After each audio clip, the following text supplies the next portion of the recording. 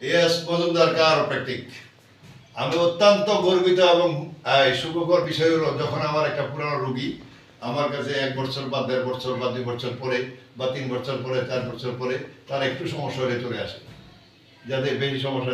জসিমকে আমরা এখন থেকে 1 বছর আগে চিকিৎসা দিয়েছিলাম। তার কোমরের সমস্যা ছিল, লাম্বার প্রবলেম এবং ফ্রোজেন শোল্ডার দুইটাই ছিল। তো দুইটা থাকার পরে 1 বছর আগে আমরা চিকিৎসা দিয়েছি। ওনার বাইকনা, উনি অনেক পরিচিত মানুষ, উনি নিয়ে আসছে। তারা মামা বাইকনা দুজনই সাথে আসে, যখনই আসে।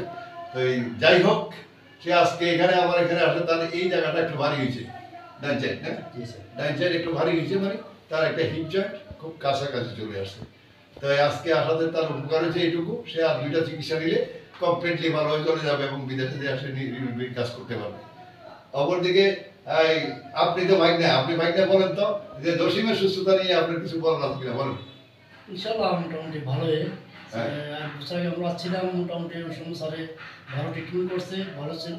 এখন একটু সমস্যা দেখাইছে আমার কোমরে, এখন আবার চিকিৎসা করছে। ইনশাআল্লাহ 100% আমরা শিওর যে ইনশাআল্লাহ ভালো হবে।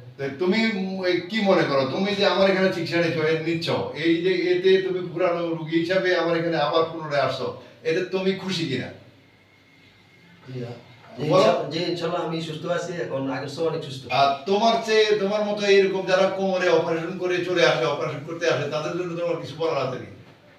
না, কোমর অপারেশন করার আগে আসলে আমরা এরকম ডাক্তারের কাছে আসার পরামর্শ নেওয়ার অবশ্যই দরকার। কারণ কোমরে অপারেশন, ঘাড়ে অপারেশন, ফিটে অপারেশন, হিপ জয়েন্ট অপারেশন, হাঁটু অপারেশন, এই কয়টা কাজ থেকে বিরত থাকতে হবে যতক্ষণ পর্যন্ত ভেঙে না যায়। আর যদি ভেঙে যায়, আপনারা ভেঙে না যাওয়ার আগে আপনারা যে কোনো জায়গায় অপারেশন করলে আপনারা বিপদগ্রস্ত হবেন। কারণ অপারেশন করার একটা রোগী আমার পাশের সিটে আছে, সে অপারেশন করছে 7 বছর আগে। 7 বছরে তার প্রায় 26 লক্ষ টাকা খরচ। অপরদিকে সে একদিনও সোজা হয়ে হাঁটতে পারে না। দ্বিতীয়ত, সে এখন আবার সেম প্রবলেম নিয়ে আবার আসছে আমার কাছে। তো এই সুতরাং আমরা আশা করব যে আপনারা অপারেশনের ক্ষেত্রে কোমরে ব্যথা নিয়ে কষ্ট পান, বাঁকা হয়ে যান, তেড়া হয়ে যান, অপারেশনের মতো জঘন্যতম কাজটা করবেন না। খোদা হাফেজ।